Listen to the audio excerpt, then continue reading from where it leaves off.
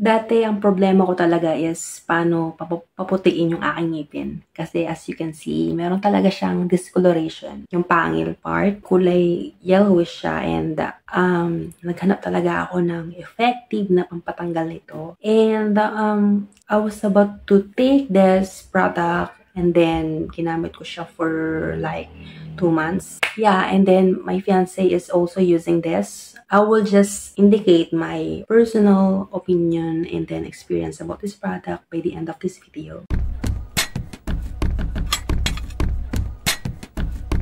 Hello mga ka-lipstick! Welcome again sa aking YouTube channel. For today's video, I'm gonna share with you yung aking ginagamit and my fiance's best use for his teeth. Ako nainggit ako sa kanyang teeth kasi sobrang puti. While as mine looks like this, talagang meron siyang discoloration and talagang naghanap ako ng ganyan na pwedeng magamit talaga for my teeth. Yung tipong hindi mo kailangan gumastos ng sobrang laki para sa dental. Yung ginamit ko si FaceU. Okay, nabili ko siya sa TikTok. As you can see, ang daming mga reviews about this product na effective daw. Curious tayo kung effective nga. So, I tried this for like 2 product na ganito. Tinry ko talaga siya. Food-graded healthy whitening tea. So, protective siya daw. And long-lasting. Mint flavor daw siya. Ayan.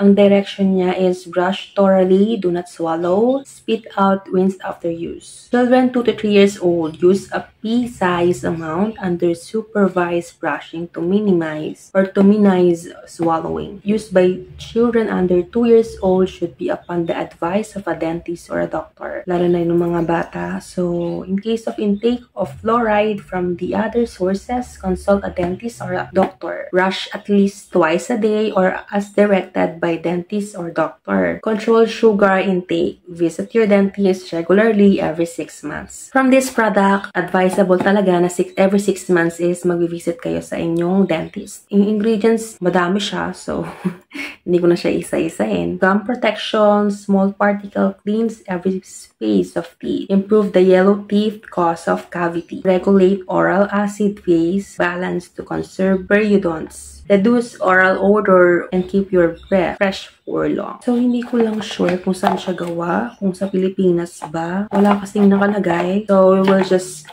go ahead and buksan natin. So, ito yung hiningi ko sa fiancé ko kasi yung akin kasi naubos ko na. Hiningi ko talaga siya kasi sabi ko i-review ko talaga siya kasi yung akin, yun nga, inubos ko talaga siya para makita kung may result. So, ayan. Feeling ko hindi siya Philippine made kasi nakikita nyo naman, Chinese. I don't know if Chinese siya or Japanese. Yung kanyang kulay is kulay puti. Kanyang amoy is mint flavor. Para siya yung kagaya sa mga Colgate na amoy na yung ganito rin yung kulay. Going back sa ating review, this video is created for my personal use only and this is for the pros and cons for mine and for my experience. I'm using this for like, sabi ko nga 2 months. Hindi ko nakita yung improvement na gusto kong mangyari. Which is, ito nga, nandyan pa rin yung yellowish na discoloration sa aking mga ngipin. And that's why, in-stop ko na yung paggamit ng product na to.